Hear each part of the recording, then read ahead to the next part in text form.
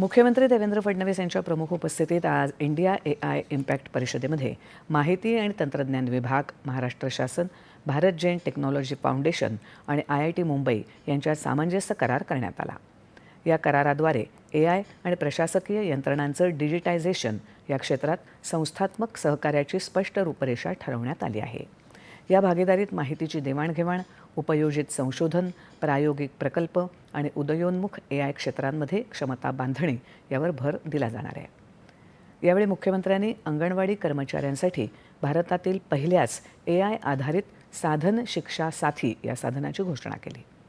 तसंच मुख्यमंत्री आणि डॉक्टर प्रत्युष कुमार यांच्या अध्यक्षतेखाली GOM आणि सर्वम AI यांच्यात इरादापत्राची देवाणघेवाण झाली. राज्यभरात मोठ्या प्रमाणात सार्वभौम AI पायाभूत सुविधा निर्माण करणं हे या सहकार्याचं उद्दिष्ट आहे. नाशिकमध्ये होणाऱ्या सिंहस्थ कुंभमेळ्यासाठी भाविकांना मार्गदर्शन आणि सहाय्य करण्यासाठी विकसित करण्यात आलेलं कुंभदूत पवित्र यात्रेसाठी तुमचा AI साथीदार या ॲपचं अनावरणही करण्यात आलं. नवी दिल्लीतल्या AI इम्पॅक्ट